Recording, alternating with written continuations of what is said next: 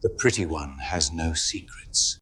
In polite society, love is rarely spoken of. It is arranged, assumed, and, when inconvenient, ignored. This is a story about two sisters. One was praised for her beauty, protected from discomfort, and taught that admiration was the same as safety. The other was overlooked, instructed to listen rather than speak, and trusted with truths no one bothered to guard. Their father liked to say, "The pretty one has no secrets." It was a lie that shaped a household. When a duke entered their lives, respected, powerful, and quietly dangerous, everyone assumed they knew which sister he would choose. After all, society always favors what it can display. But some men do not marry what is flawless. They marry what sees them clearly. And this is the story of the sister no one prepared for love, who knew the duke's darkest crimes, and was chosen because of them. Before we continue, if you've ever watched someone be praised for what they showed, while someone else was ignored for what they knew, this story may feel uncomfortably familiar. If that's true, like the video, not for algorithms, but to acknowledge the cost of being overlooked. Subscribe if you're drawn to stories where silence is not weakness, and tell me in the comments, where are you watching from, and what time of day has brought you here? I will read every comment.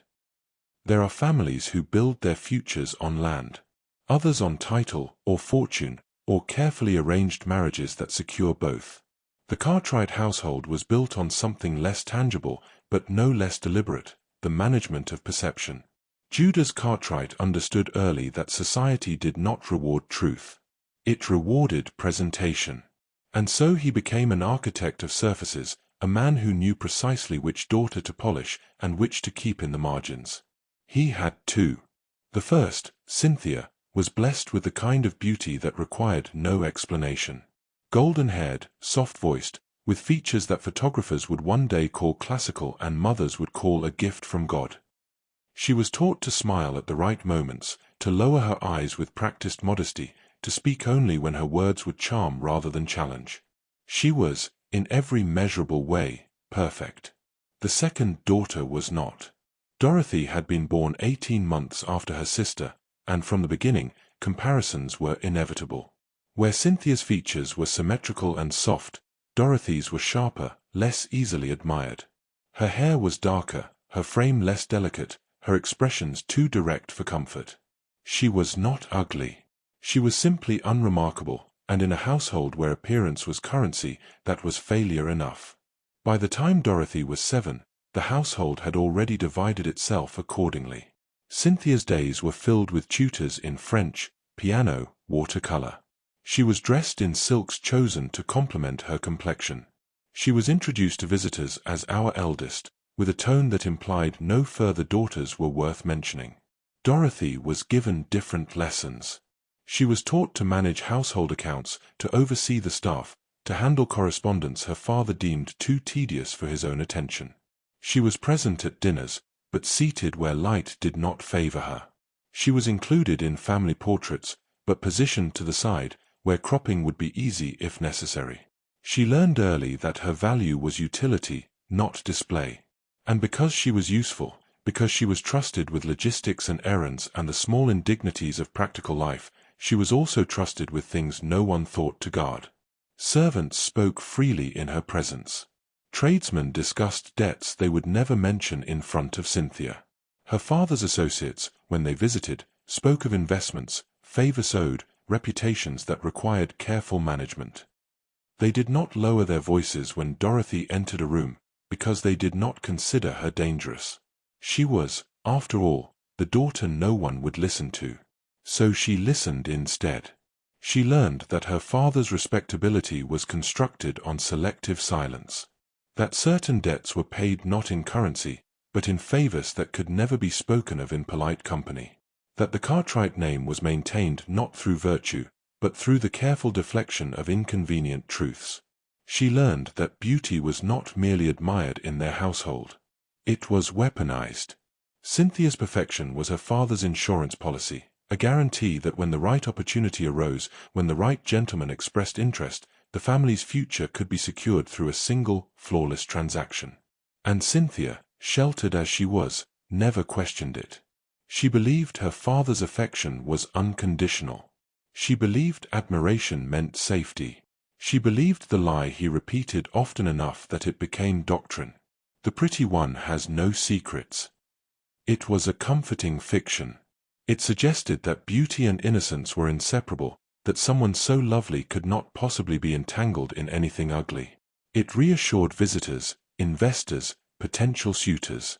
It implied that Cynthia was not merely beautiful, but pure, untouched by the compromises her father made in private. And because she was kept ignorant, the lie held. But Dorothy knew better. She knew that Cynthia had no secrets because she was never told the truth in the first place. She knew that her sister's innocence was not virtue, it was carefully maintained ignorance. She knew that her father's devotion to Cynthia was not love, but investment. And she knew, even then, that lies built on beauty were fragile things. Because beauty faded. Because ignorance, once shattered, could not be restored. And because sooner or later, someone would look past the surface and see what had been buried beneath it. Dorothy did not yet know who that someone would be. But she had learned to wait. To watch. To remember. Because in a house built on lies, the one who listens will always know more than the one who is adored. And when the reckoning came, as she knew, with quiet certainty, that it would, she would be ready. Not because she sought revenge, but because she had been raised to see clearly. And once you learn to see the truth, you cannot pretend it away. The pretty one had no secrets, her father said. He never considered that the quiet one had them all. The season would begin in 3 weeks. In the Cartwright household, this meant Cynthia's transformation from merely beautiful to irresistible had entered its final stage. The dressmaker arrived on Tuesday mornings. The dancing master on Wednesdays. A woman whose title was never quite explained, but whose function was to teach Cynthia how to enter a room as though she had been born to command it, came Thursdays after tea. Dorothy's schedule was different. She met with the household steward to review expenses her father refused to acknowledge publicly. She wrote letters on her father's behalf, polite refusals to creditors, careful reminders to men who owed favors, inquiries phrased to sound casual but weighted with expectation. She was present during fittings, but only to confirm measurements, to note which fabrics required alteration, to ensure nothing was forgotten. No one measured her. On the morning the modiste unveiled Cynthia's ball gown, pale gold silk that caught light like something celestial, their father stood in the doorway, arms crossed, expression satisfied. "Perfect," he said. Cynthia turned slowly, the fabric whispering around her. She looked like a painting. Like something men would compose poetry about and women would envy in silence. "You'll be the most admired girl in any room you enter," Judas continued. His voice carried the certainty of a man who had built his entire strategy on this fact. Cynthia smiled, uncertain whether to feel proud or afraid. Dorothy, seated near the window with the household ledger open in her lap, did not look up. "The Haverford ball is confirmed," she said quietly. 3 weeks from Saturday.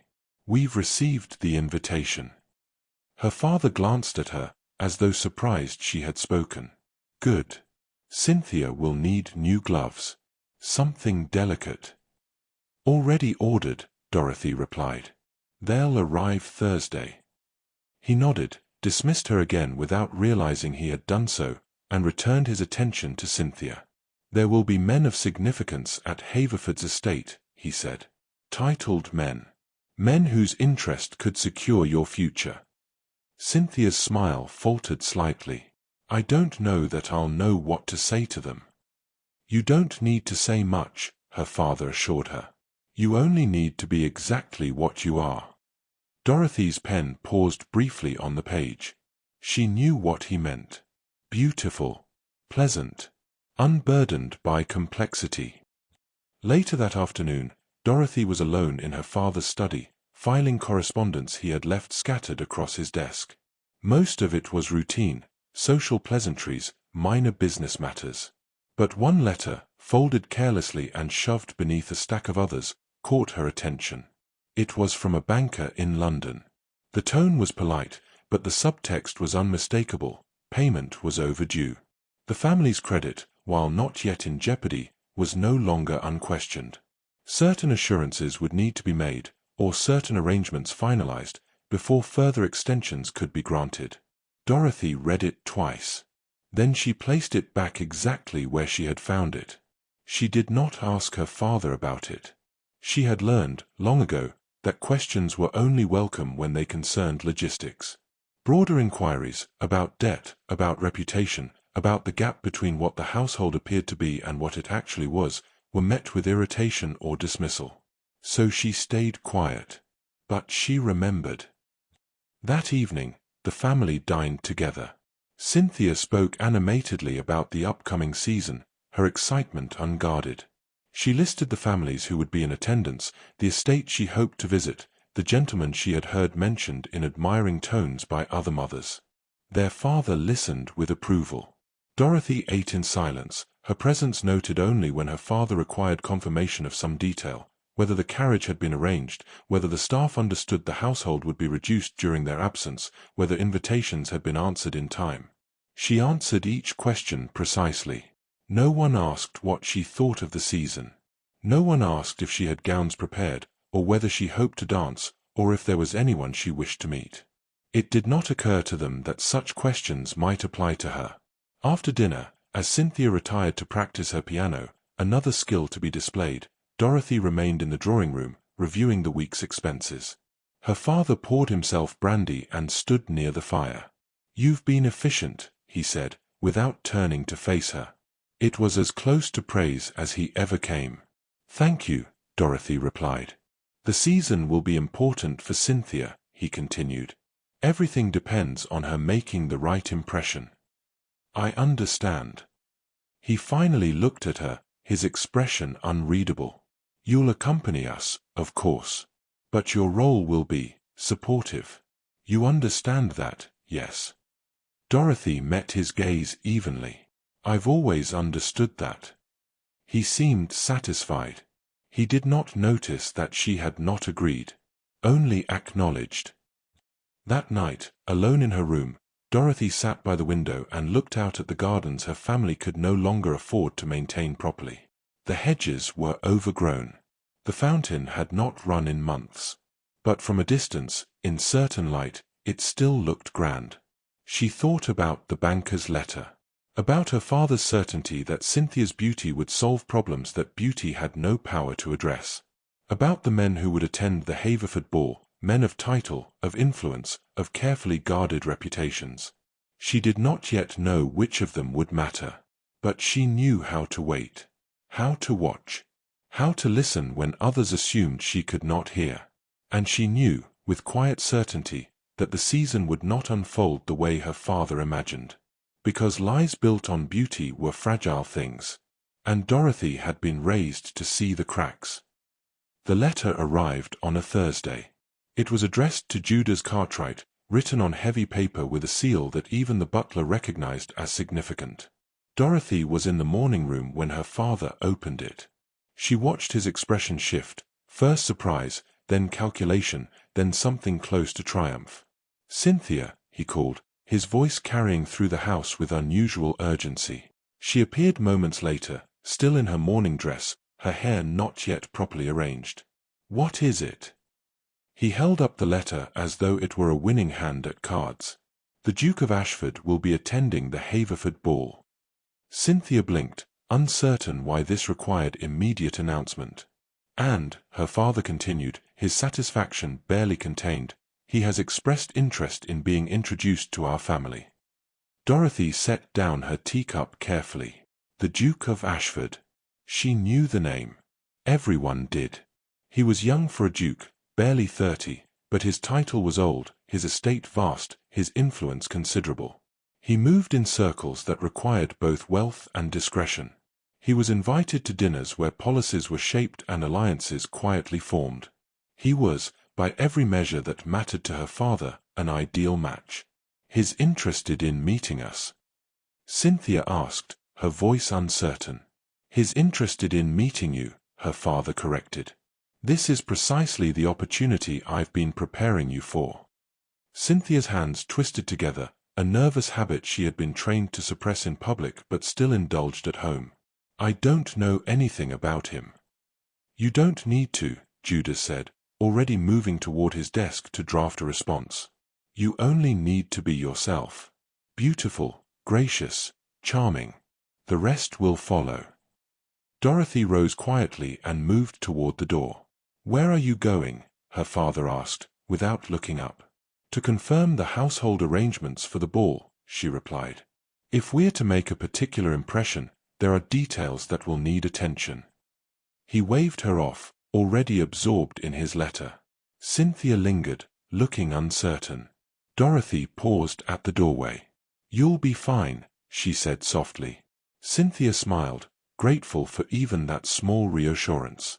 Dorothy did not smile back. She spent the afternoon in the library, ostensibly reviewing household accounts. But her attention kept drifting to the name she had just heard. The Duke of Ashford. She had encountered it before, not in society columns, but in quieter conversations. The kind held in low voices when men believed themselves unobserved. She rose and moved to the shelves where her father kept newspapers, ledgers, correspondence he thought too insignificant to file properly. It took her 20 minutes to find what she was looking for. A letter from 2 years prior, written by a business associate her father no longer mentioned. The tone was bitter, the language carefully vague, but the implication clear: a transaction had gone badly. A man had been ruined. And the Duke of Ashford's name appeared twice, always in proximity to phrases like an unfortunate necessity and matters best left unexamined. Dorothy read it twice, then replaced it exactly where she had found it. She sat very still for a moment, thinking. The Duke was admired, welcomed, trusted with influence that lesser men could only envy. But he was also careful. Too careful. Men who had nothing to guard did not cultivate reputations with such precision. That evening, Cynthia could speak of nothing else. What do you think is like? She asked, sitting at Dorothy's vanity while Dorothy pinned her hair, a task the maid should have done, but Cynthia preferred her sister's hands, which were gentler. I imagine he's like most men of his position, Dorothy replied. Polished, practiced, aware of his own value. Father says he's looking for a wife. Father would say that regardless of the truth. Cynthia turned, frowning. You don't think he is? Dorothy met her sister's eyes in the mirror. I think men like the Duke don't marry impulsively. If he's interested in meeting you, it's because someone has told him you'd be suitable. But suitability is not the same as certainty. Cynthia's frown deepened. You make it sound like a business arrangement. Isn't it? For a moment, Cynthia looked genuinely troubled. Then she shook her head, as though dislodging an uncomfortable thought, and smiled again. Father says I'll enchant him. Dorothy returned to pinning her hair. I'm sure you will. She did not say what she was thinking. That enchantment was a fragile defense. That men who built their lives on control did not surrender it easily. And that if the Duke of Ashford was interested in meeting Cynthia, it was not because he sought beauty. It was because someone had convinced him she posed no threat. Later, alone in her room, Dorothy sat at her small writing desk and opened her journal, a habit she had kept for years, recording not her feelings, but observations. Facts. Details others overlooked. She wrote carefully. The Duke of Ashford will attend the Haverford ball. Father believes Cynthia's beauty will secure his interest. But beauty is not what men like him value most. They value control, predictability, the absence of complications. She paused, her pen hovering over the page. Then she added one final line. He is admired because he is careful. I wonder what he is so careful to hide. She closed the journal and locked it in the drawer where she kept things her father would never think to search for. Because men who carried secrets recognized them in others. And Dorothy had learned, long ago, how to see what people worked hardest to conceal. The Duke of Ashford would meet Cynthia at the ball. He would see exactly what their father wanted him to see. But Dorothy would be watching. And she had already begun to suspect that the Duke was not looking for what he had been offered. He was looking for something else entirely. The household staff knew things the family did not. This was a truth Dorothy had understood since childhood. Servants moved through rooms like shadows, present but unacknowledged, and in their invisibility they gathered information that would never reach polite conversation. Dorothy had learned to position herself similarly. 3 days before the Haverford ball, she was in the kitchens reviewing the week's expenses with the cook when 2 footmen entered, not realizing she was there. They spoke in the casual tones of men who believed themselves alone. "Ashford's valet came through yesterday," the younger one said. "Arranging accommodations for the ball." Demanding, was he? No more than usual. But he let slip something interesting. A pause. Said the Duke doesn't attend many balls. Prefers smaller gatherings. Less scrutiny. The older footman snorted. Man of his position doesn't need scrutiny. He is the scrutiny. That's what makes it strange, isn't it? Why avoid attention if you've nothing to hide? Dorothy remained very still, her pen motionless on the page. The conversation shifted to mundane matters, linens, carriages, complaints about wages, and the footman departed without ever noticing her presence. She waited a full minute before resuming her calculations. But her mind was elsewhere. Less scrutiny. Men who preferred shadows were either predators or prey. She suspected the Duke was both. The following afternoon, Dorothy accompanied her father to the solicitor's office, a task Cynthia would never be asked to perform, as it involved paperwork and the kind of tedious details that might dull her pleasant demeanor. While her father met privately with Mr. Blackwell, Dorothy was left in the outer office, where 2 clerks worked at their desks, absorbed in their tasks. They did not acknowledge her. She opened a book and pretended to read. "Ashford's purchasing the Langley estate," one clerk murmured to the other. "Saw the contracts this morning. Bit of a risk, isn't it? That property's been contested for years." Not contested anymore. The previous claimant withdrew his objections rather suddenly. A pause, waited with implication. Suddenly. How convenient. Convenient for Ashford, certainly. Less so for the man who'd spent a decade building his case. The second clerk lowered his voice further. "I heard he left London entirely. Moved north. Won't speak of it. Probably wise.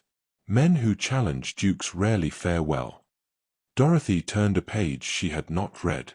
Her expression remained placid, uninterested. But she memorized every word. When her father emerged 20 minutes later, she rose smoothly, collected her things, and followed him without comment. He did not ask what she had heard. He never did.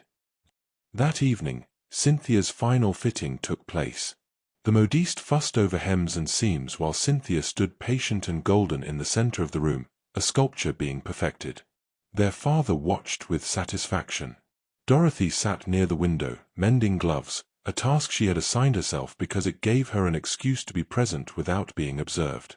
The modiste's assistant, a young woman named Mary, knelt beside Dorothy to retrieve dropped pins.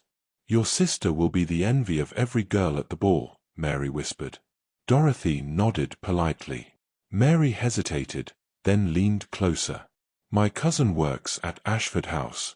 Says the Duke is particular. Most men of his station are." "No, I mean," Mary glanced toward Cynthia, ensuring she was out of earshot. "He dismissed 3 staff members last month. No warning. No explanation. Just gone." Dorothy's hands stilled on the glove. "Did your cousin say why?" "She doesn't know. But one of them, a groundskeeper, tried to speak to the Duke about wages. Next day, he was sent away. Without references." Mary gathered her pins and rose, her expression troubled. "My cousin says the Duke is always polite. Always fair, by appearance. But there's something." She trailed off, unable to articulate it. "She says the house feels like everyone's being watched." Dorothy met her eyes briefly. "Thank you, Mary." The girl nodded and returned to her work. Dorothy resumed mending. but her mind catalogued the information with the same precision she applied to household accounts. A man who silenced objections. A man who dismissed employees without explanation. A man whose household operated under invisible scrutiny. These were not the behaviors of someone careless. They were the behaviors of someone who could not afford to be questioned. Late that night, Dorothy sat alone in the drawing room, a book open in her lap but unread. Cynthia had retired early, exhausted from fittings and dancing practice. Their father was in his study, writing letters. Dorothy was alone with her thoughts.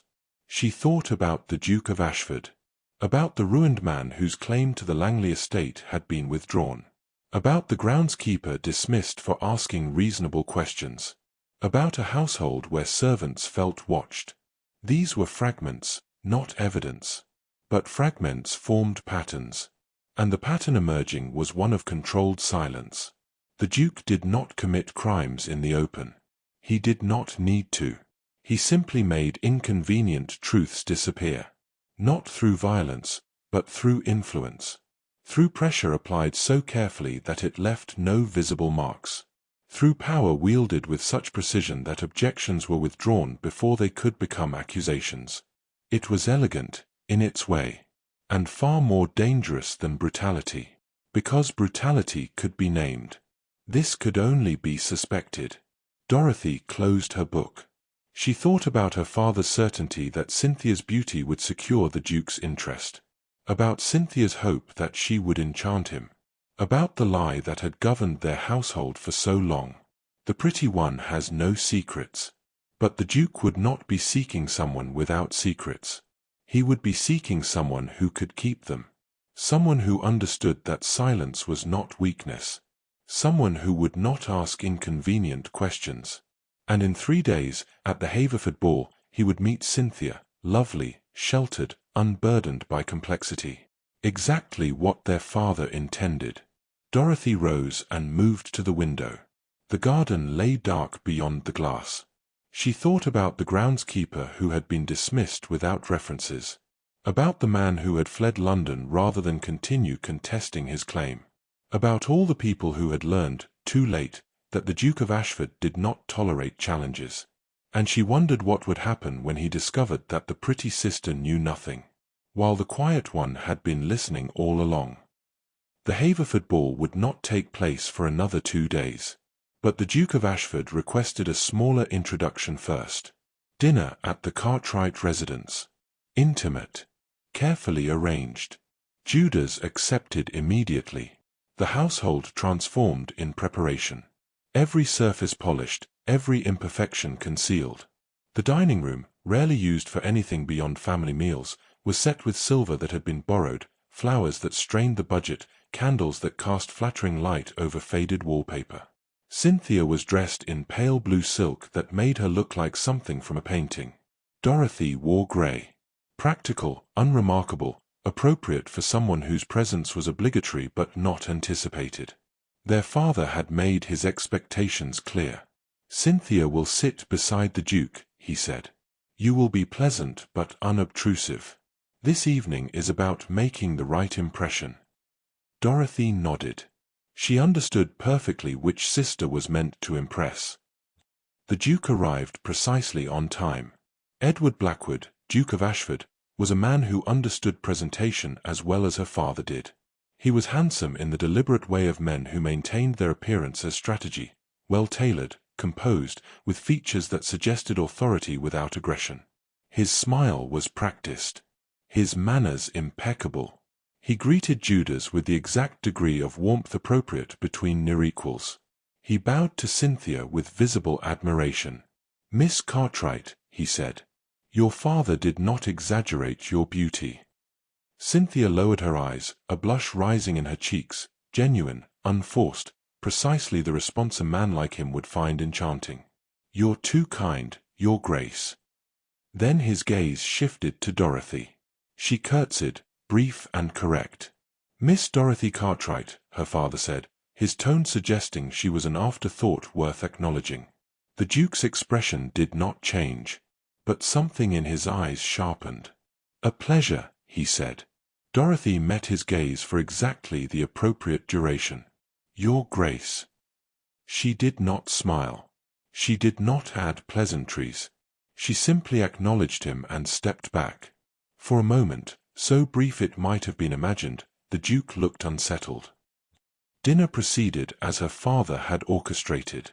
Cynthia sat to the Duke's right, radiant and attentive. She laughed at his remarks, asked gentle questions, demonstrated precisely the kind of pleasant interest that men of his station expected from potential brides.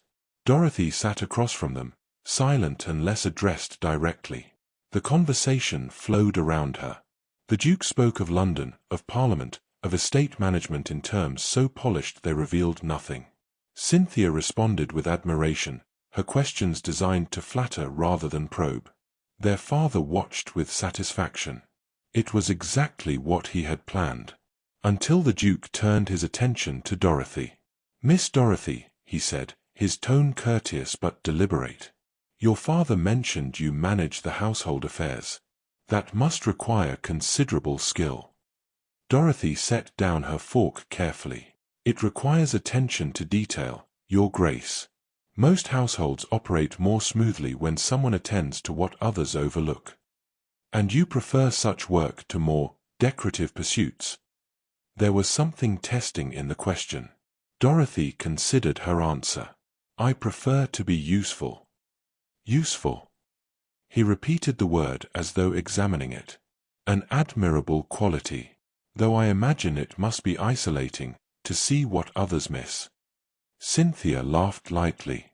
"Dorothy has always been terribly practical.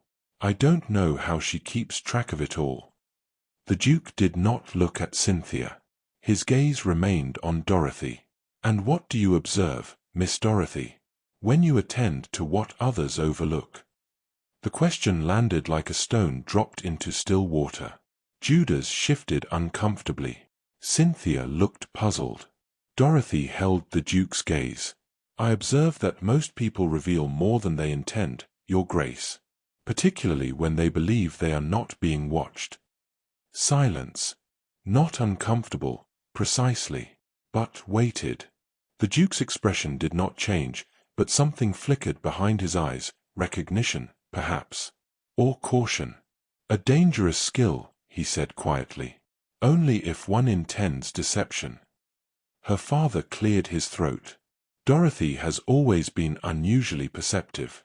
Though I assure you, she is far too discreet to make use of."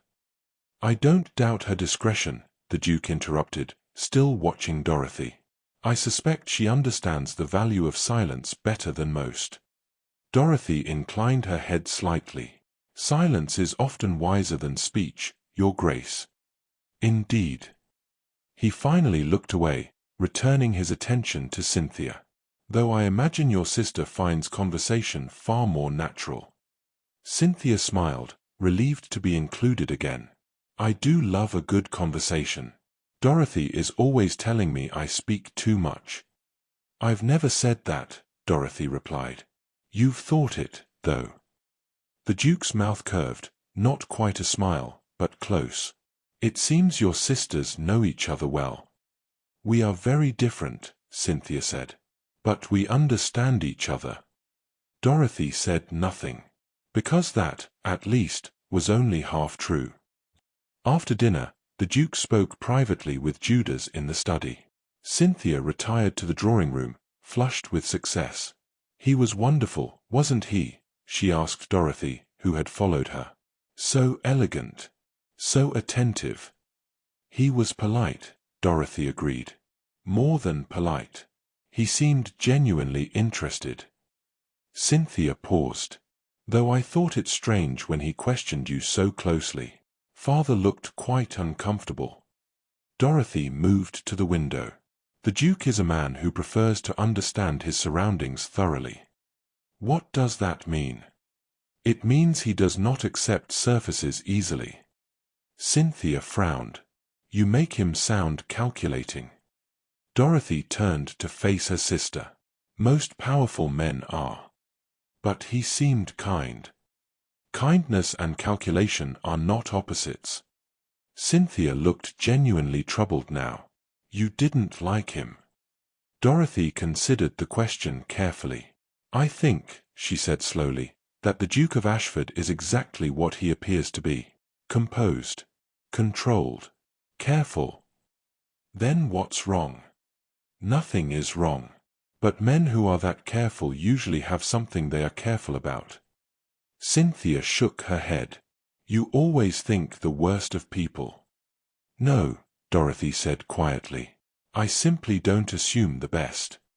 Before Cynthia could respond, their father entered, his expression satisfied. The Duke was very pleased with the evening, he announced. He has expressed interest in furthering the acquaintance. Cynthia's face lit with relief and joy. Judas smiled at her, then glanced at Dorothy. He also made a rather unusual request. He asked that both of you attend the Haverford ball. Dorothy's expression did not change. Both of us.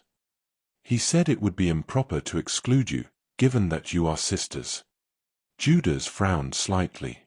I found it odd, but one does not refuse a duke's preferences.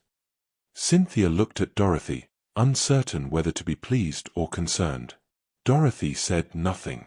But she understood. The Duke had not been unsettled by her silence. He had been interested in it. Because men who carried secrets recognized when someone else could see them. And Edward Blackwood had just realized that the quiet sister was not harmless. She was observant. And observation, in the wrong hands, was the most dangerous thing of all. The Haverford ball blazed with candlelight and music. Cynthia danced 3 times in the first hour. The Duke claimed the second dance, as expected. They looked perfect together, exactly what society expected. Dorothy stood near the windows, observing. Her father's satisfaction was barely concealed. Everything was proceeding as he had planned. Until the Duke approached Dorothy. Miss Dorothy, he said quietly, might I have a moment? There is a terrace, less crowded. It was not quite a request. Dorothy glanced toward her father, who was already watching with alarm.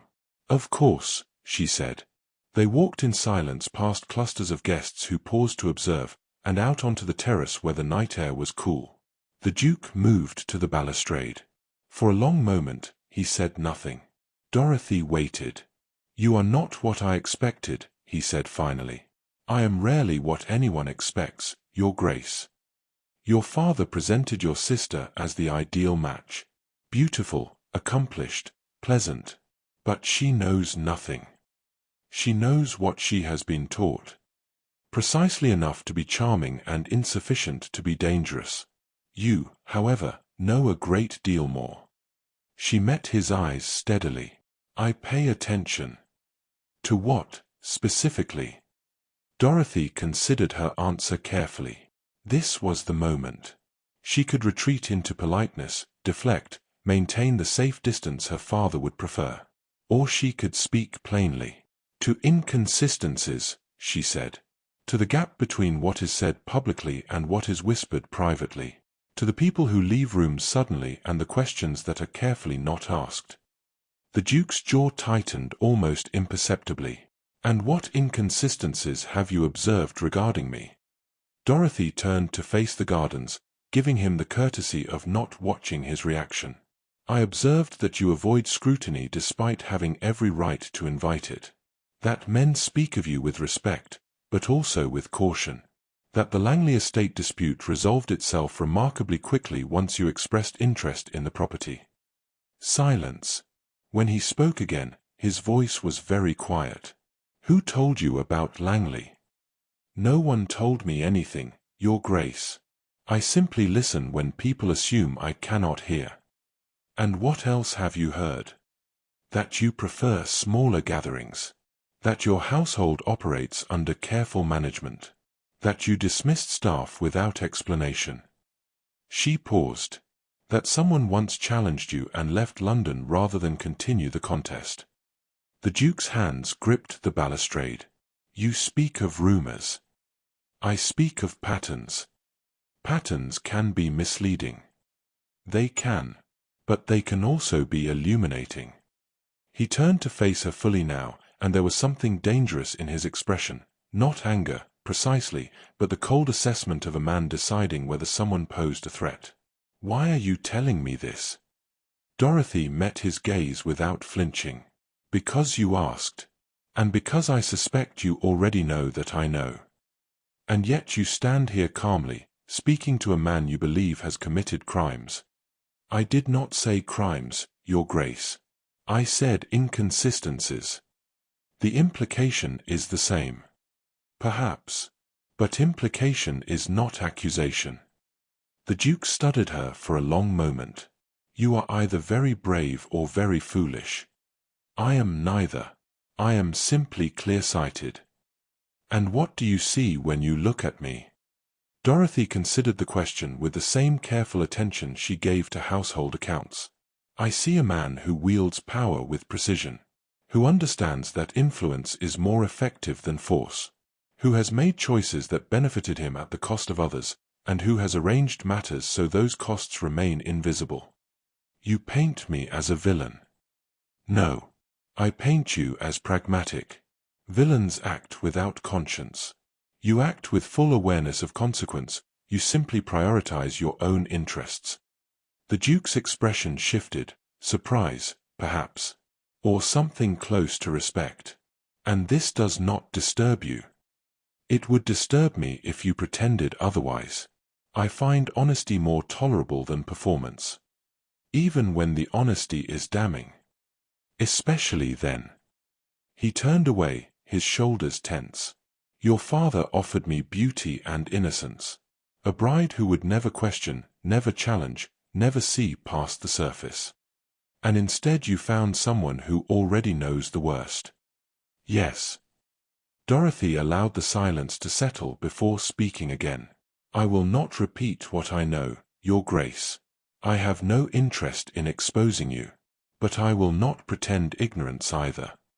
"Why not?" "Because pretending makes me complicit. And I will not carry your secrets as though they were mine." The Duke was quiet for a long time. When he finally spoke, his voice carried a strange quality, something between relief and resignation. "You should hate me. I do not know you well enough to hate you. You know what I have done. I know fragments. Not context. Not justification. Not remorse." She paused. "If you wish me to judge you, Your Grace, you will need to give me more than rumors." He looked at her then, and for the first time since they had met, his composure cracked, just slightly, just enough. "No one has ever spoken to me this way." "Perhaps they should have." The Duke almost smiled. "You would be a terrible duchess." "I have no intention of being any kind of duchess." "And yet," he said quietly, "you are the only woman I have met who might understand what that position actually requires." Dorothy held his gaze. "Understanding and acceptance are not the same thing, Your Grace." "No," he agreed. "They are not." He stepped back, composure restored. "I should return you before your father assumes the worst." "He already has." The Duke's mouth curved slightly. "Then let us not disappoint him entirely." When Dorothy took his arm, she understood something had shifted. He had not confessed. She had not accused. But they had both acknowledged the truth. And in doing so, they had crossed a line that could not be uncrossed. The carriage ride home was silent. Cynthia sat with her eyes closed, exhausted but happy. The ball had been everything she'd hoped. She'd danced, been admired, received the Duke's attention in full view of society. Their father sat rigid, his jaw tight. Dorothy looked out the window at the dark countryside passing by. She knew what was coming. They had barely entered the house when Judas dismissed Cynthia to bed and gestured sharply for Dorothy to follow him into his study. He closed the door. "What were you thinking?" Dorothy stood with her hands folded, her expression calm. "I'm not certain what you mean." "The terrace. 20 minutes alone with the Duke while your sister, the daughter he came to court, stood abandoned in the ballroom. He requested a private conversation. It would have been rude to refuse. You should have found a way." Her father's voice was tight with barely controlled anger. Do you have any idea how that looked? How many people noticed? How many conversations will take place tomorrow speculating about what was said? I imagine several. And that doesn't concern you. Dorothy met his gaze steadily. Should it? Judas crossed to his desk, gripping the edge as though restraining himself. You were not meant to matter in this arrangement, Dorothy. Cynthia is the one he came to meet. Cynthia is the one who will secure our future. Your role is to be present when required and invisible otherwise. I have been exactly that. You spoke with him for 20 minutes. He asked questions. I answered them. What questions? Dorothy hesitated. This was the moment where she could tell him the truth, that the Duke had asked about what she knew, what she'd observed, what she'd heard whispered about his past. But telling her father would mean admitting she had been listening to conversations she was never meant to hear. Would mean acknowledging she knew about debts, about the Langley estate, about all the careful arrangements her father had made to maintain appearances. And it would give him power to silence her more completely. He asked about household management, she said carefully. About how I keep accounts. He seemed interested in practical matters. It was not entirely a lie. Her father's expression shifted from anger to confusion. Why would a duke care about household accounts? Perhaps he values competence. He should value beauty, charm. The kind of wife who will grace his estate and bear his children and never trouble him with complications. Judas straightened. That is what Cynthia offers. That is what I have prepared her to be.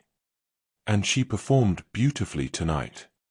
Yet he spent 20 minutes alone with you. Dorothy said nothing. Her father studied her for a long moment. You will not speak to him again without Cynthia present. Is that understood? If he requests, you will find a polite excuse. You will redirect his attention to your sister. You will remember that your purpose in this family has always been to support Cynthia's prospects, not to pursue your own. I am not pursuing anything. Then why did he seek you out? Dorothy considered her answer carefully. Because I do not flatter him. Because I speak plainly.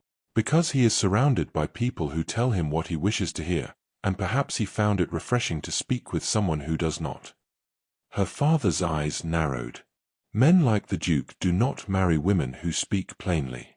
They marry women who know when to stay silent. Perhaps. There is no perhaps about it. He moved closer, his voice dropping.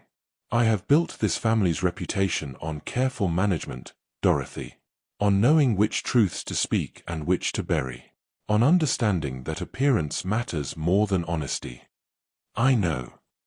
Then you understand that whatever was said on that terrace, whatever curiosity he expressed, it changes nothing. Cynthia is the daughter I have prepared. Cynthia is the one who will marry well. And you will do nothing to jeopardize that. Dorothy held his gaze.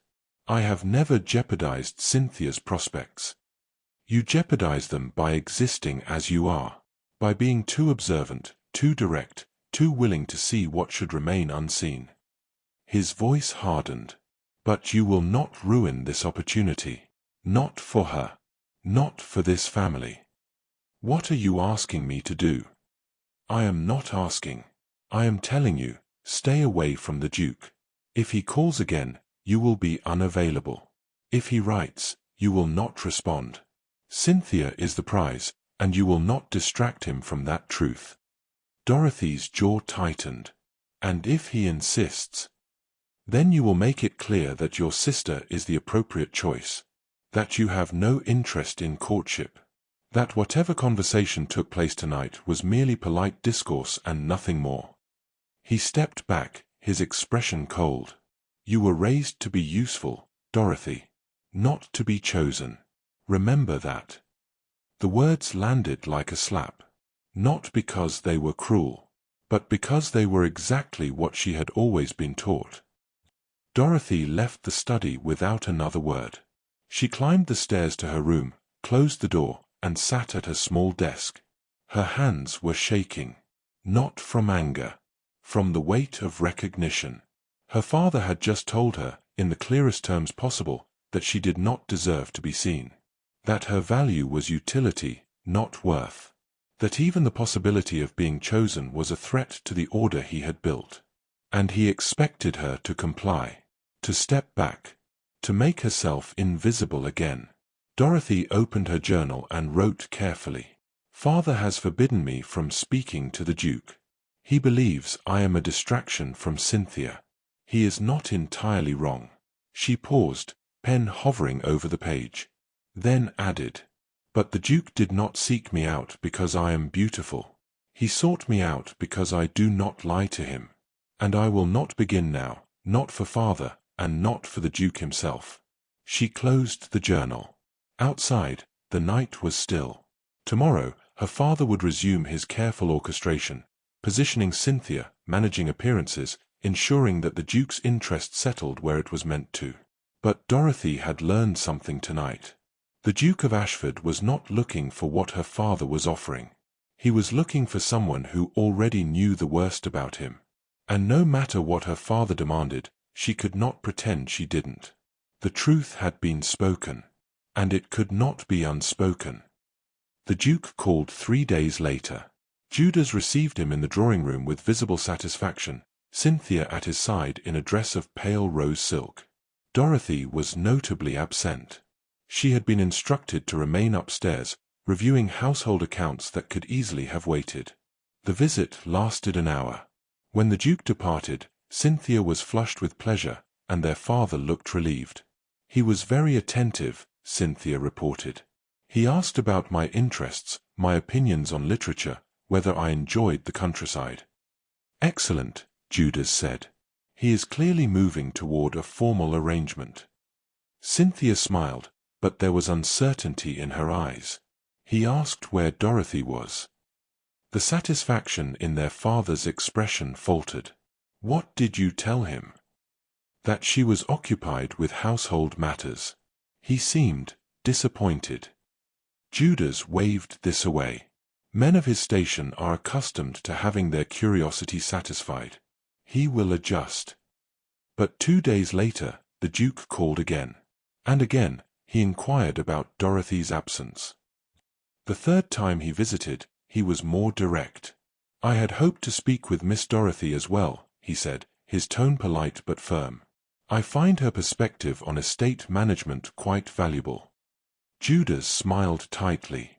Dorothy is occupied with practical matters, Your Grace. Surely such topics would bore you when my eldest daughter is far more pleasant company. Miss Cynthia is indeed delightful, the Duke agreed. But I would still appreciate Miss Dorothy's insight. Perhaps she might join us. It was not quite a command, but it carried the weight of one. Judas had no choice but to send for her.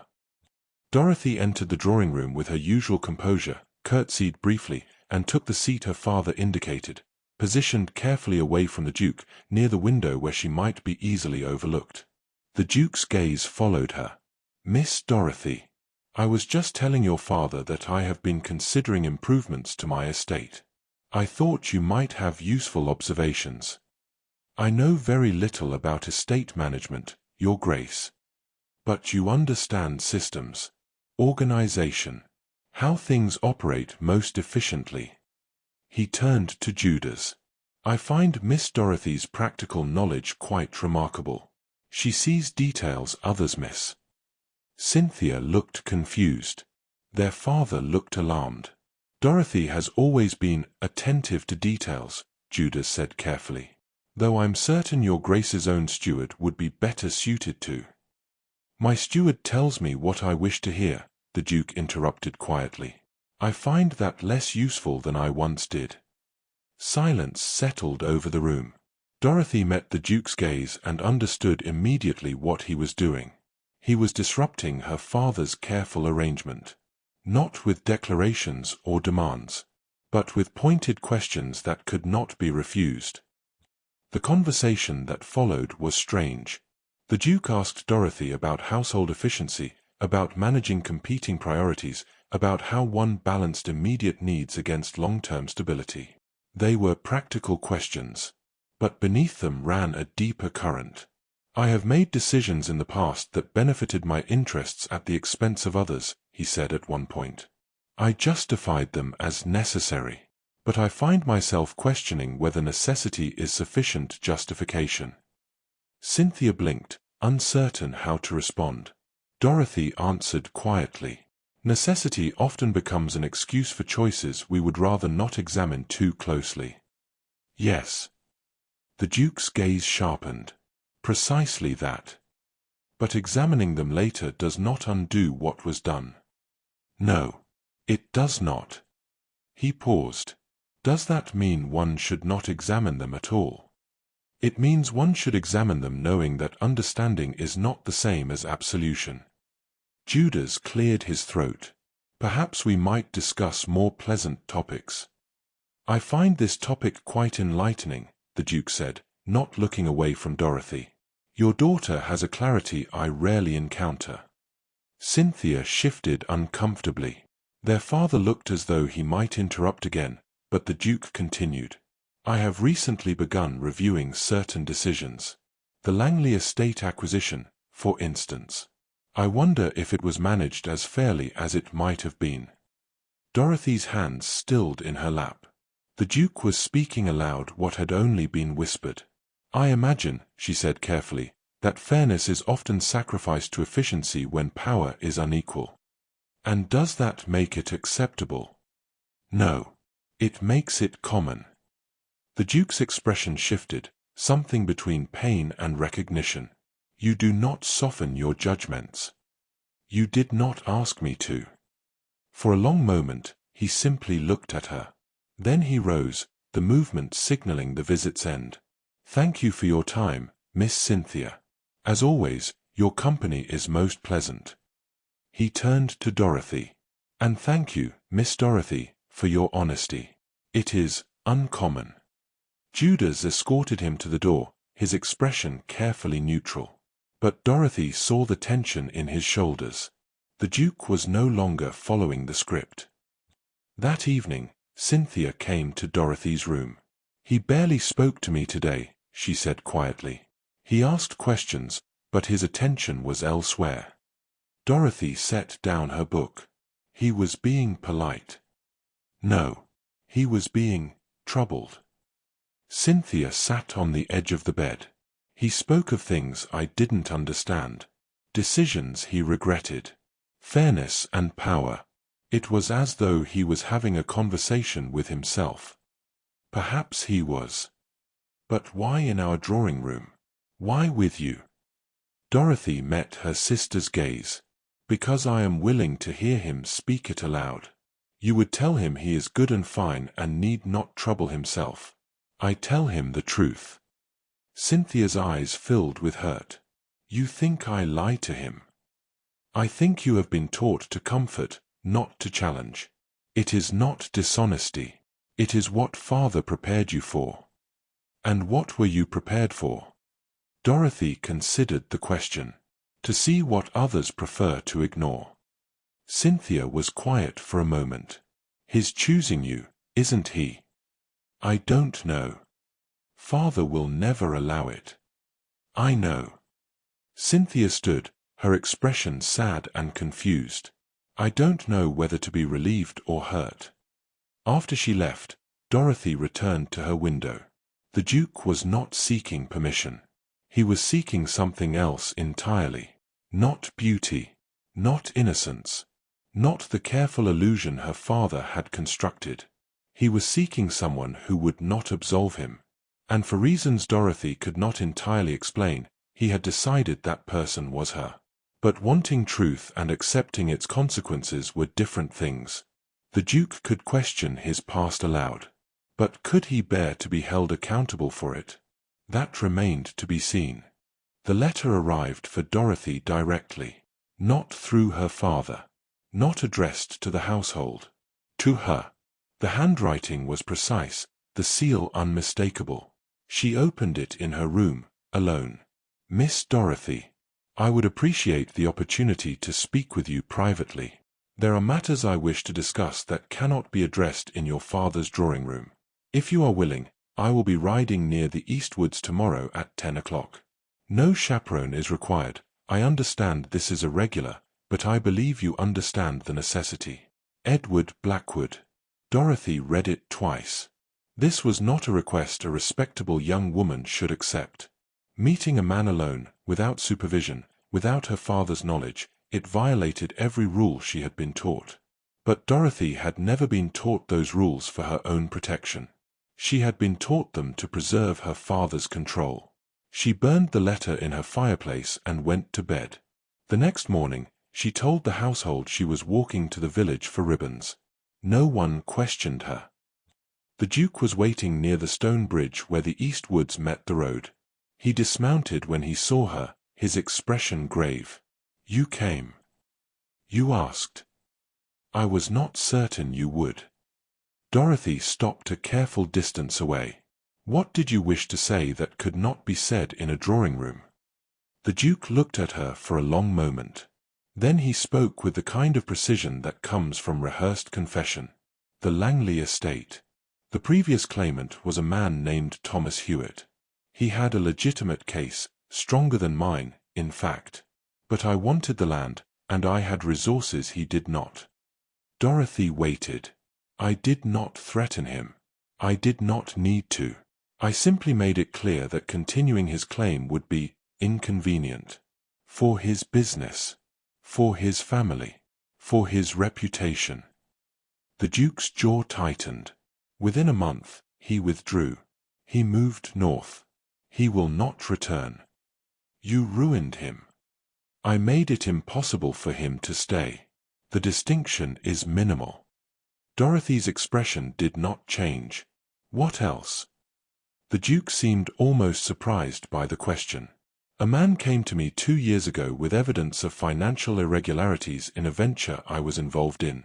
The irregularities were real. His evidence was accurate. I could have acknowledged the error. Instead, I ensured he was discredited before he could speak publicly." "How?" "I found mistakes in his own accounts. Small things. Nothing criminal. But enough to make him appear unreliable. His reputation collapsed. Mine remained intact. And the financial irregularities were quietly corrected. No one ever knew." Dorothy folded her arms. "Continue." The Duke's composure was fracturing, just slightly. "There have been others. Staff dismissed for asking uncomfortable questions. Associates who challenged my decisions and found themselves excluded from opportunities. A woman who," he stopped. "A woman who what?" "Who refused my interest. I did not retaliate directly, but I ensured she would not be welcomed in certain circles. She married eventually, but to someone far beneath her expectations." Dorothy absorbed this in silence. The Duke watched her, his expression strained. "I have never committed violence. I have never broken laws explicitly. But I have used power to silence opposition, to erase inconvenience, to ensure that my interests were never meaningfully challenged." His voice dropped. "I am telling you this because I believe you already suspect it. And because I cannot bear to have you look at me as though I am better than I am." Dorothy met his gaze steadily. "Why are you telling me now?" "Because you will not marry me without knowing the truth. And because," he stopped, his hands curling into fists, "because I want you to." The words hung in the air between them. "You expect me to refuse you," Dorothy said quietly. "I expect you to be honest. Which likely means the same thing." She was quiet for a long moment. "I will not excuse you. I am not asking you to. I will not pretend these things are acceptable simply because they are common among men of your position. I know. I will not carry your secrets as though silence makes me innocent." The Duke's expression was raw now, stripped of its usual composure. "Then what will you do?" Dorothy chose her words carefully. "I will acknowledge that you have done harm. That you have prioritized your own interests at the expense of others. that you have wielded power without sufficient conscience. She paused.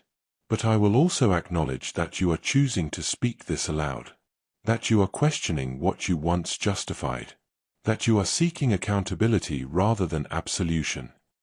Is that enough? No. But it is a beginning. The Duke looked at her as though she had struck him. You should despise me. Perhaps. But I find I cannot despise someone who admits the truth of what they have done. Hatred is easier when people lie. So you will, what? Tolerate me. I will refuse to pretend you are innocent. I will insist that you face the consequences of your choices. I will not allow you to use me as proof that your past does not matter. Dorothy's voice was firm. But I will not reject you simply because you are flawed. I will reject you if you refuse to change.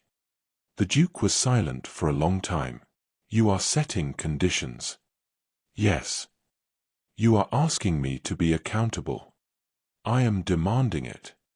He almost smiled. You would be a terrible Duchess. I have no interest in being a comfortable one. The Duke stepped closer, his expression uncertain. If I asked you now, if I asked whether you could imagine a future where... No, Dorothy interrupted. Not yet. You have confessed. But confession is only words. I need to see what you do with the truth now that it has been spoken. And if I change nothing, then you will have proven that honesty was only another performance. The Duke exhaled slowly. You are the most difficult woman I have ever encountered. Good. He looked at her then with something that might have been hope or might have been despair. I do not know if I can be what you demand. Then we will both discover the answer together. Dorothy turned to leave, then paused. One more thing, Your Grace. If you continue pursuing me, my father will oppose it with everything he has. He will not allow his plans to be disrupted. I am aware. And you are willing to challenge him. The Duke's expression hardened. I have spent years silencing opposition. Perhaps it is time I opposed someone worth opposing. Dorothy almost smiled. Then she walked away, leaving the Duke standing alone by the bridge. She did not look back. But she knew he was watching. And she knew, with certainty, that everything had changed. The Duke requested a private meeting with Judas Cartwright. No daughters present. No pretense of social courtesy. Just the two of them. Judas agreed, assuming the Duke had come to formalize his intentions toward Cynthia. He was mistaken. Dorothy was not present for the conversation. But she heard it anyway. She had positioned herself in the small adjoining room where household records were kept, a space separated from her father's study by a door that had never closed properly. A space where she had spent years overhearing conversations men assumed were private. She heard the Duke's voice first, calm and precise. I appreciate your hospitality these past weeks, Mr. Cartwright. But I believe we should speak plainly about my intentions. Of course, Your Grace. Her father's satisfaction was audible. I am pleased you have found Cynthia to be. I wish to court Dorothy. Silence. Then her father's voice, strained and careful. I'm afraid I don't understand. I believe you do. I am interested in your younger daughter. I intend to pursue that interest formally. Another pause. Your Grace, I must confess myself confused. Dorothy is a capable girl, certainly, but she is not the daughter I presented for your consideration. Cynthia is beautiful, charming, everything you prepared her to be. The Duke's tone sharpened. But I am not seeking performance. I am seeking partnership. With respect, Your Grace, Dorothy has no training in the social graces required of a duchess. She has been raised for practical matters, not to be chosen. Yes, you have made that abundantly clear. Her father's voice grew defensive. I have raised both my daughters according to their strengths. Cynthia's beauty and temperament make her suited for For a man who values appearance over substance. I am not that man. Then perhaps you do not understand what marriage requires at your level of society. I understand perfectly, which is why I am choosing the daughter who will not simply reflect my position but will challenge it when necessary. Judas's composure was cracking now. Your Grace, I must ask you to reconsider. She is not what you need. She is too direct, too observant, too honest. The word landed like an accusation. She lacks the discretion required for. She possesses more discretion than anyone I have encountered. She has known things about me for weeks and spoken of them only when I asked directly. That is not a lack of discretion. That is integrity. But she cannot, she will not. Her father was floundering now. Cynthia is the daughter I have prepared.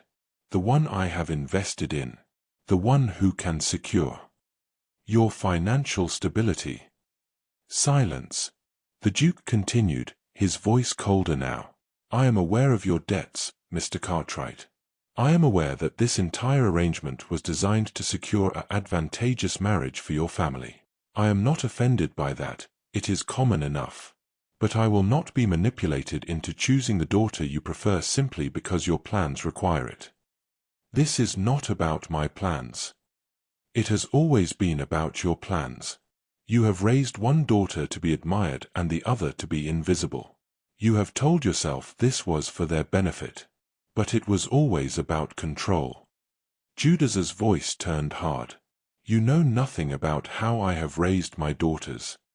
I know that you have told Cynthia she has no secrets. I know that you have used that lie to keep her ignorant of the compromises you have made. I know that Dorothy has carried the weight of your household's reality while Cynthia was sheltered from it. The Duke paused. And I know that you are terrified of what Dorothy might say if she were given a position where her voice mattered. That is absurd. Is it? You have forbidden her from speaking to me alone. You have kept her from every social occasion where I might seek her company. You have done everything in your power to ensure I would choose the daughter who knows nothing rather than the one who knows everything. Because Cynthia is the better choice. For you, not for me. The silence that followed was heavy. When her father spoke again, his voice was tight with barely suppressed rage. If you pursue Dorothy, you will be choosing a wife who will question you, who will challenge you, who will make your life far more difficult than it needs to be. I know. And you want that. I need that. I have spent years surrounded by people who tell me only what I wish to hear. I have made decisions that harmed others because no one was willing to tell me the truth. I will not repeat that pattern in my marriage. Judas stood. Dorothy heard the chair scrape against the floor. Then you are a fool, Your Grace. Beauty and compliance are worth far more than honesty in a marriage. Perhaps in yours, the Duke said quietly. Not in mine. You will regret this. Possibly. But I will not regret choosing comfort over conscience. I have done that enough already. Dorothy heard footsteps, her father pacing. What about Cynthia? You have raised her expectations. You have courted her publicly. To reject her now. I have been courteous to her. I have never made promises. And I believe she will recover from disappointment far more easily than she would recover from a marriage to a man who does not value her strengths. This will ruin us, Judas said, his voice breaking slightly. Socially, financially, everything I have built was built on the assumption that you could control which daughter mattered. You cannot. The Duke's voice softened, just slightly. I will not apologize for disrupting your plans, Mr. Cartwright. But I will offer this, if Dorothy consents to marry me, I will ensure your family's debts are managed. Not as payment, but as an acknowledgement that your daughters should not suffer for your mistakes. Her father said nothing. The Duke continued. I will call on Dorothy tomorrow. With or without your blessing. The choice of how to proceed is now hers, not yours. Dorothy heard him leave. Heard the front door close. heard her father sink back into his chair. And then, for the first time she could remember, she heard him weep. Not from sorrow. From the collapse of control. Dorothy remained very still. The lie that had shaped her entire life had just been exposed. The pretty one has no secrets. But the pretty one had been kept ignorant deliberately. And the quiet one had been trusted with everything precisely because no one feared her voice. Her father had built his household on that lie. And the Duke had just torn it down. Now the only question was whether Dorothy would accept what he was offering, or whether she would walk away from them both. The Duke called the following afternoon, as promised. This time, he did not request privacy with Judas. He requested the presence of both daughters, in the drawing room, with their father present. It was not a social call. It was a declaration. Cynthia sat beside Dorothy, her hands folded carefully in her lap. She looked beautiful, as always, but her expression carried uncertainty. Their father stood near the fireplace, his composure rigid and false. The Duke remained standing as well. "I will be brief," he said. "I have spent these past weeks in your household under what I now recognize were false pretenses. Your father presented Miss Cynthia as the ideal candidate for marriage. She is everything he claimed, beautiful, gracious, accomplished." Cynthia's breath caught. "But those are not the qualities I require in a wife." The words fell like stones. Cynthia's face flushed, not with anger, but with the slow dawning realization of rejection. The Duke turned to Dorothy. "Miss Dorothy, I am asking, in front of your father and sister, so there can be no ambiguity, whether you would permit me to court you formally, with the intention of marriage, if you find the arrangement acceptable." Silence filled the room. Judas looked as though he might speak, but the Duke's glance silenced him. Dorothy met the Duke's gaze steadily. "You are asking me to accept a position I was never prepared for. I am asking you to accept honesty over performance, to partner with someone who will value your insight rather than silence it, to build something based on clarity rather than illusion. And if I refuse, then I will respect your decision and leave your family in peace." Dorothy glanced at her father, whose expression was a mask of controlled fury. Then at Cynthia, whose eyes were bright with unshed tears. Then back to the Duke. "I need time to consider." The Duke inclined his head. "Of course. But I will ask one thing. Whatever you decide, decide for yourself. Not for your father's plans. Not for your sister's expectations. For what you believe is right. I have always made my own decisions, Your Grace. People simply assumed otherwise because I did not announce them." The faintest smile crossed his face. "Then I will await your answer." He bowed to Cynthia. "Miss Cynthia, you deserve someone who values what you offer. I regret that I am not that person, but I will not compound the error by pretending otherwise." Cynthia nodded, unable to speak. The Duke left without waiting for Judas to escort him. The moment the door closed, Cynthia fled upstairs. Dorothy rose to follow, but her father's voice stopped her. "You will refuse him." Dorothy turned slowly. "Will I?" "You will not destroy this family's reputation by accepting an arrangement that makes a mockery of everything I have built. You built it on lies." Her father's jaw tightened. "I built it on survival, on understanding how the world works, on knowing that beauty opens doors intelligence cannot. And yet the Duke chose intelligence anyway. He chose defiance. He chose you to prove some point about conscience and accountability. But that novelty will fade, Dorothy. And when it does, you will be left with a man who resents you for making his life more complicated than it needed to be." Dorothy held his gaze. "Perhaps. Or perhaps he will build a life where complication is valued more than comfort. Where truth matters more than appearance." "You are being naive." "No. You are being desperate." The words landed harder than she intended. Her father stepped closer, his voice dropping. "If you accept him, Cynthia will be ruined by association. The pretty sister rejected in favor of the plain one. Society will tear her apart. Society will gossip for a season and then move on. Cynthia will recover. And what about me? What about the debts I have carried, the reputation I have maintained, the careful balance I have managed for years? Dorothy's expression softened, just slightly. The Duke offered to help with the debts. Not because you deserve it, but because your daughters should not suffer for your choices. I do not want his charity. Then refuse it. But do not ask me to refuse him simply to preserve your pride. Her father stared at her as though seeing her clearly for the first time. When did you become so unyielding? I have always been this way. You simply never noticed because it was convenient not to. Dorothy found Cynthia in her room, sitting at the window. I'm sorry, Dorothy said quietly. Cynthia shook her head. Don't be. You did nothing wrong. I disrupted Father's plans. Father's plans were never about what I wanted. They were about what he needed. Cynthia turned, her eyes red but clear. I thought the Duke admired me. But he was only being polite, wasn't he? He was courteous. But his attention was always elsewhere. With you? Yes. Cynthia was quiet for a moment. Are you going to accept him? I don't know.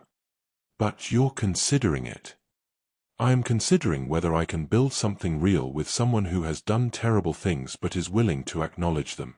Whether accountability is enough foundation for a marriage. Cynthia smiled sadly. You always think so carefully about everything. I just feel. And I envy that about you. Cynthia looked surprised. You do. You move through the world with hope. I move through it with suspicion. Neither is entirely wise. But yours kept you safe. Mine left me unprepared. Cynthia reached for Dorothy's hand. If you marry him, will you leave? I would have to. Then I will miss you. Dorothy squeezed her sister's hand. And you. But you should do it anyway. You should choose what makes sense to you, not what makes things easier for Father. Cynthia's voice strengthened. I have been easy my entire life. It has not served me as well as I thought. That evening, Dorothy sat alone in the drawing room. She thought about the Duke's confession, about his willingness to be held accountable, about the choice he was offering, not rescue, not elevation, but partnership built on truth. She thought about her father's desperation and Cynthia's quiet acceptance and the life she had lived in the margins of her own household.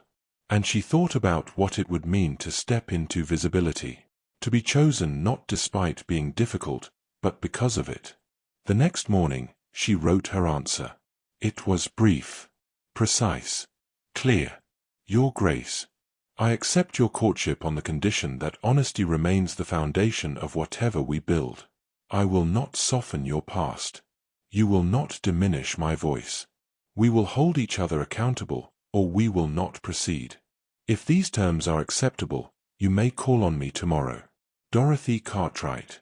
She sealed the letter and sent it before she could reconsider. By afternoon, his response arrived. A single word, written in his careful hand. Agreed. The engagement was announced quietly. No grand ball. No elaborate celebration. Just a notice in the papers, the Duke of Ashford and Miss Dorothy Cartwright. Society reacted with predictable confusion. The whispers began immediately. Why the younger sister? Why the plain one? What had transpired behind closed doors? Cynthia heard them all. She was in the modiste shop when two women spoke just loudly enough to be overheard. I heard the Duke was courting the eldest Cartwright girl. What could have possessed him to choose the other one? Perhaps the pretty one refused him. More likely the plain one manipulated him somehow. Men can be susceptible to scheming when they least expect it. Cynthia's hands tightened on the fabric she was examining. The modiste noticed and moved closer. Pay them no mind, Miss Cartwright. People always gossip about what they do not understand. But Cynthia did understand. She understood that society had taught her to value being admired above everything else. And now that admiration had been redirected, she was left holding nothing. That evening, she found Dorothy in the library. "They think I was rejected," Cynthia said without preamble. "They think you schemed to take him from me." Dorothy looked up from her book. "I know. Does it bother you?" "No. They would gossip regardless. I prefer they speak falsehoods than truths I wish to keep private." Cynthia sat down heavily. "I should be angry with you." "Are you?" "No. That's what troubles me." Cynthia's voice was quiet. "I should feel heartbroken, betrayed, furious. But I feel relieved." Dorothy closed her book. "Why?" "Because I never loved him. I never even knew him." Cynthia looked at her hands. "I was performing for him, just as I've performed for everyone my entire life. Smiling at the right moments. Saying pleasant things. Being admired." "You are good at it." "Yes. But it is exhausting." Cynthia's eyes filled with tears. "And I realized, watching you with him, that I have never had a single conversation where I said what I actually thought. I have only ever said what would make people like me." Dorothy moved to sit beside her. "That is not weakness." "It feels like it. You speak honestly. You challenge people. You are chosen because of what you think, not how you look.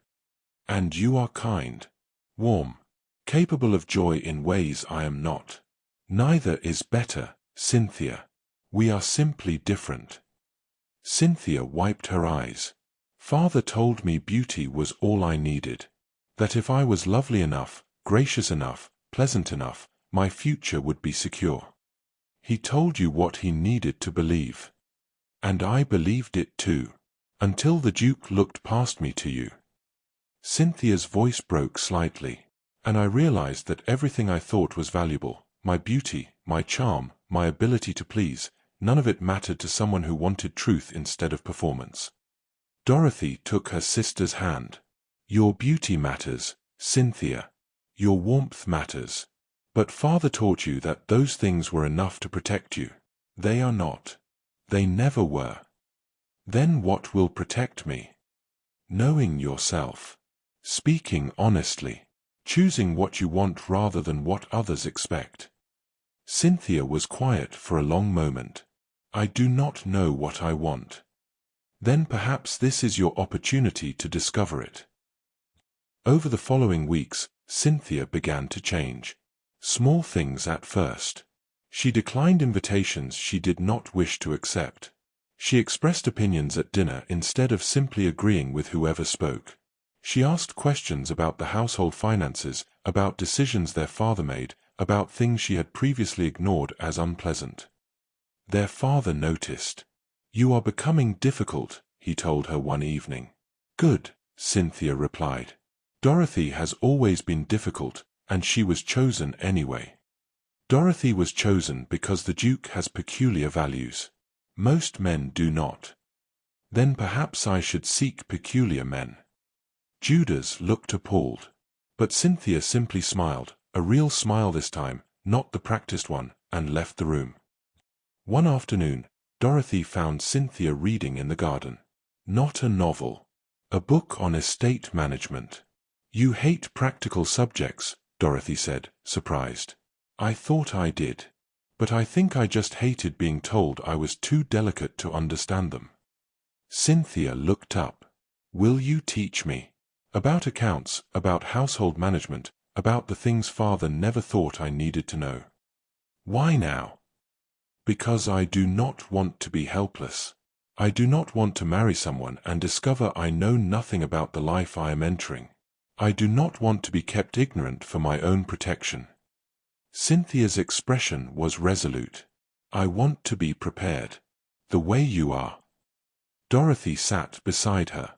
"It will not make you less beautiful." "I know. But perhaps it will make me less afraid." They sat in silence for a moment. Then Dorothy opened the book and began to explain.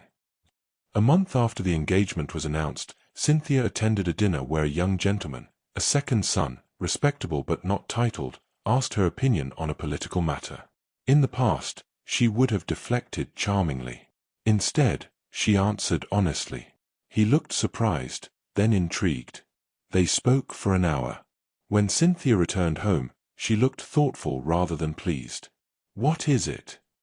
Dorothy asked. "He did not compliment my appearance once. He asked what I thought about trade policy, about education reform, about whether I preferred the city or the countryside." Cynthia paused. "And I realized I had opinions about all of it. I simply never knew anyone cared to hear them." "And did you enjoy it?" "Yes." Cynthia smiled, surprised by her own answer. "Yes, I did." The evening before Dorothy's wedding, Cynthia came to her room. "I want to thank you," she said quietly. "For what?"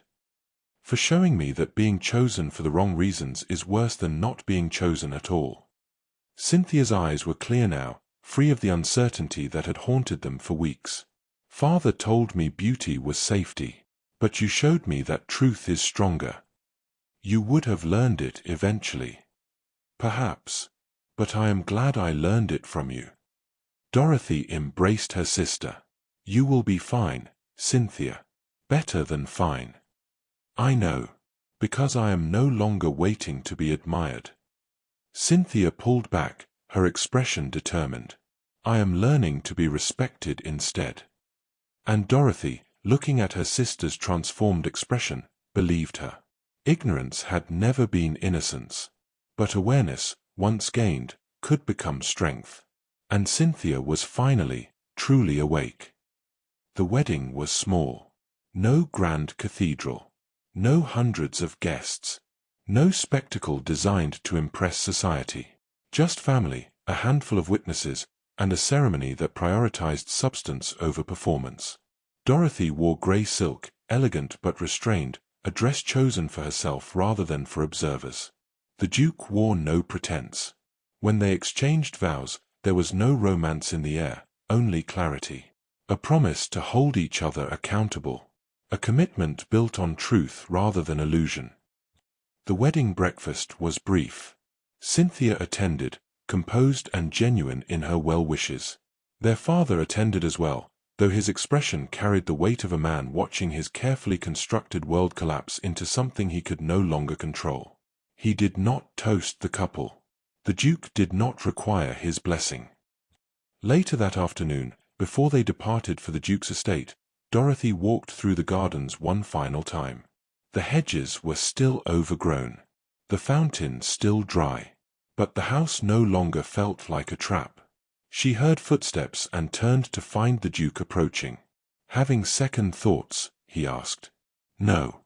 Just acknowledging what I am leaving behind." "Regret?" "Clarity."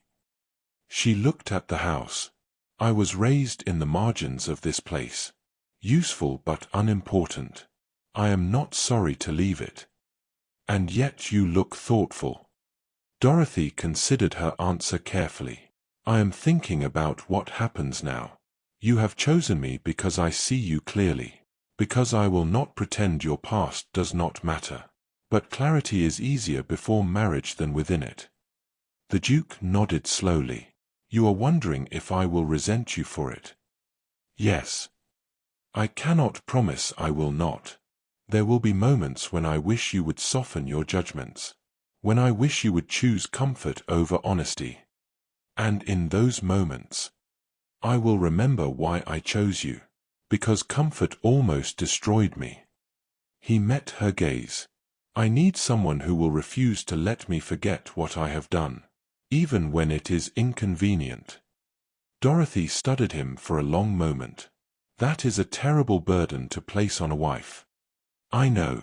Which is why I am asking, is it one you are willing to carry?" She almost smiled. "You are asking me now? After the vows?" "I am asking you always. Because the moment you feel this arrangement has become untenable, I need you to say so. Marriage should not be a prison for either of us. Dorothy stepped closer.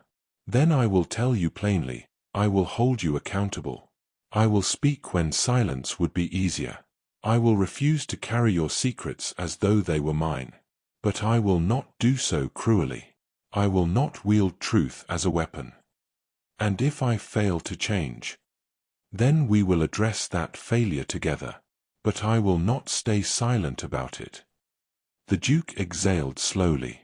You are the most uncompromising woman I have ever known. And you are a man who needs uncompromising partnership. We are well matched in that regard. He reached for her hand. I want to be better than I have been. I know. That is why I said yes. But wanting is not the same as achieving. No. Which is why I will remind you when you forget. He held her gaze for a long moment, then nodded. Then let us begin. They arrived at the Duke's estate as evening fell. It was grand, far grander than the Cartwright household. Every surface polished, every detail managed with precision. But Dorothy noticed something else. The staff moved carefully, quietly, as though afraid to be noticed. She said nothing that first night. But the next morning, she requested a meeting with the head housekeeper. The woman arrived nervous, uncertain why the new Duchess had summoned her. I want to understand how this household operates, Dorothy said plainly. Not to criticize. To learn. The housekeeper relaxed slightly. Of course, Your Grace. And I want you to speak honestly. If there are inefficiencies, problems, concerns, I need to know them. Not so I can assign blame, but so we can address them. The woman looked genuinely surprised. The previous Duchess preferred not to be troubled with. I am not the previous Duchess. I prefer to be troubled early rather than blindsided later. A small smile crossed the housekeeper's face. Then I believe we will work well together, Your Grace.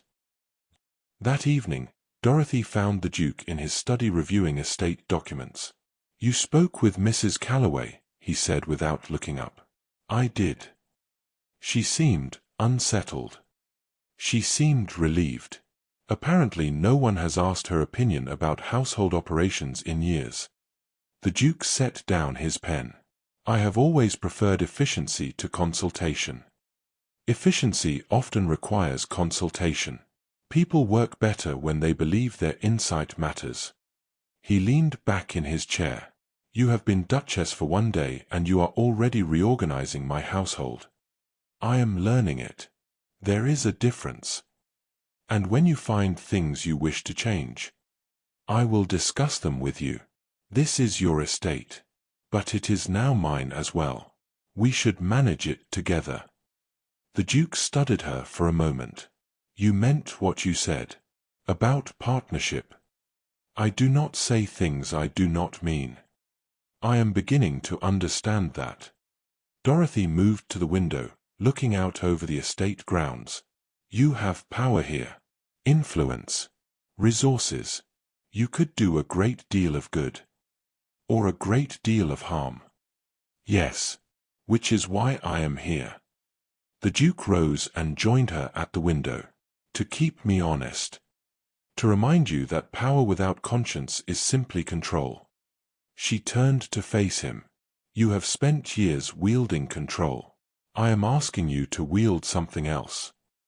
And if I fail, then I will tell you, and we will address it. Together. He was quiet for a long time. Then he said, very softly, I chose well. You chose honestly.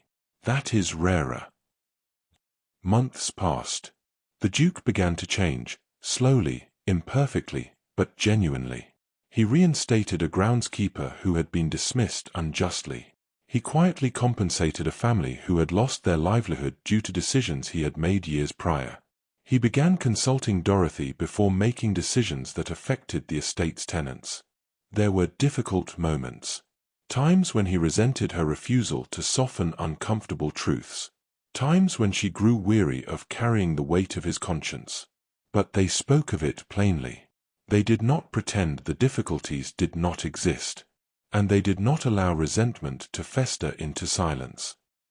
One evening, nearly a year after their wedding, they sat together in the library. "I received a letter today," the Duke said, "from Thomas Hewitt, the man I drove from the Langley estate." Dorothy looked up from her book. "What did he say?" "That he has settled in the north. That he has found work. That he no longer harbors anger, though he has not forgotten." The Duke paused. "And he thanked me." "For what?" "For the compensation I sent. For acknowledging what I did. For not pretending it had never happened." Dorothy set down her book. "And how do you feel?" "Relieved. Ashamed. Grateful that he responded at all." He looked at her. "I did not expect forgiveness." "You did not ask for it. You asked for acknowledgement. That is more honest." The Duke nodded slowly. "I would not have done this without you." "You would have. Eventually." "No. I would have justified it forever. Told myself it was necessary. Moved on." He met her gaze. "You did not let me move on. Because moving on is not the same as making amends." "I know." Dorothy rose and moved to sit beside him. "You are not the man you were." "I am still the man who did those things." "Yes. But you are also the man who faced them. Both can be true." He took her hand. "I chose you because you saw me clearly. I stay with you because you refuse to let me unsee myself. And I stay because you are willing to be seen." They sat in silence, not needing to say more. Outside, the estate stretched into darkness. But inside, there was clarity. A marriage built not on fantasy, but on truth. Not on comfort, but on conscience. And that, Dorothy thought, was enough. More than enough. It was real. 3 years after the wedding, Dorothy stood in the same gardens where she had once been invisible. She had returned to visit Cynthia, who now lived in the Cartwright house, not as the unmarried daughter waiting to be chosen, but as its manager. Their father had grown ill the previous winter. Not fatally, but enough to make him recognize that control was slipping from his grasp in ways he could no longer prevent. He had given Cynthia authority over the household. Not because he trusted her, but because he had no other choice. Dorothy had provided the funds to settle the remaining debts, not as charity, but as settlement. A closing of accounts that had been unbalanced for too long. The house looked different now. The hedges were trimmed. The fountain ran again. The rooms no longer carried the weight of performance. Cynthia had made it a home rather than a stage. "You look content," Cynthia said, joining Dorothy by the fountain. "I am. Even with all the difficulty." Dorothy smiled slightly. "Especially with it. Difficulty has purpose. Performance never did." Cynthia sat on the fountain's edge. "I received another letter from Mr. Whitmore." "The gentleman you met at dinner?" "Yes. He has asked permission to call again." Cynthia's expression was thoughtful rather than giddy. "He is not titled. Not wealthy. But he listens when I speak. He asks what I think, not just what I prefer. And I think I might say yes." Dorothy took her sister's hand. "Then you should. Father will be furious. He still believes I should hold out for someone more advantageous. Father believed many things that were not true." Cynthia laughed softly. "He did, didn't he?" She paused. "Do you know what he said to me last week?" "What?" "That you were supposed to be the useful one. The one who managed things quietly and never demanded attention. And that I was supposed to be the valuable one. The one who secured our future through marriage." Cynthia's voice was steady. "He said everything went wrong when you stopped accepting your role." "And what did you tell him?" "That nothing went wrong. Things simply became honest." Cynthia smiled. He did not like that answer. "I imagine not." They sat in comfortable silence for a moment. Then Cynthia asked, "Are you happy, Dorothy?" "Truly." Dorothy considered the question with the same careful attention she gave to everything.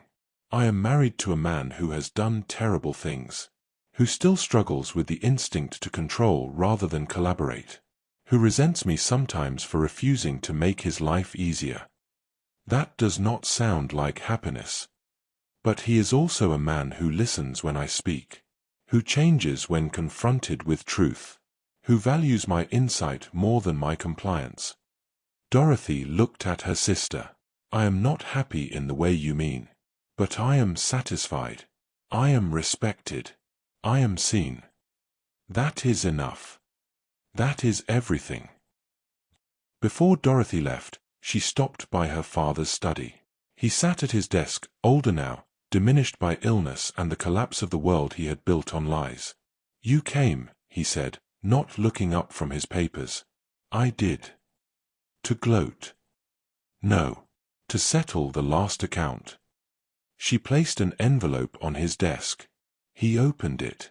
Inside was a bank draft, enough to cover the final creditors, to ensure the household would remain stable, to guarantee Cynthia would not suffer for his failures. "I do not want your charity," he said stiffly. "It is not charity. It is closing the books. You raised me to manage accounts. This is the final entry." Her father looked at her then, really looked at her, for perhaps the first time in years. "You were never supposed to matter." Dorothy met his gaze without flinching. "I know. But I mattered anyway. You disrupted everything." "I spoke the truth. That is not disruption. That is clarity." He looked away, his jaw tight. "Your sister is becoming difficult because of you." "My sister is becoming herself. There is a difference. She was perfect as she was.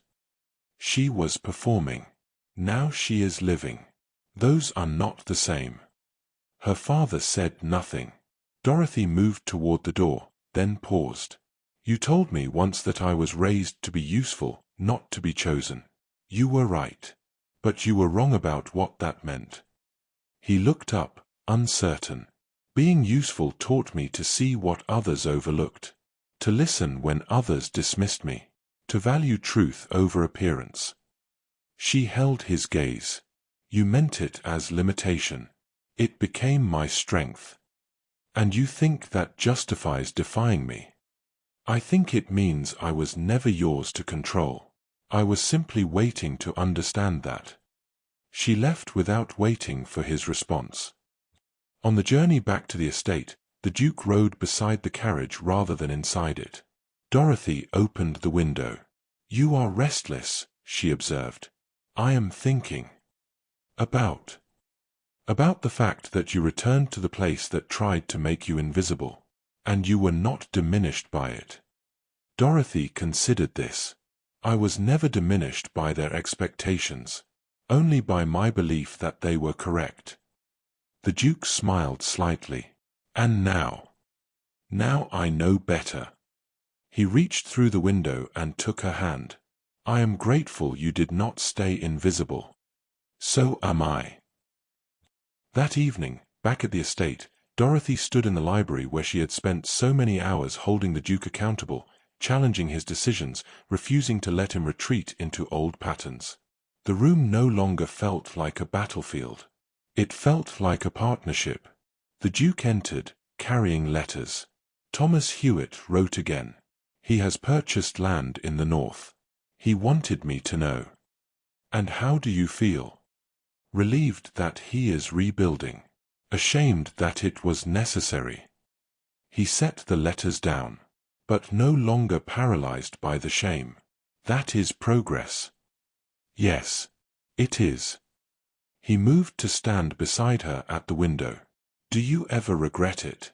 Choosing this instead of a simpler life?" Dorothy thought about the girl she had been, invisible, useful, trusted with secrets because no one feared her voice.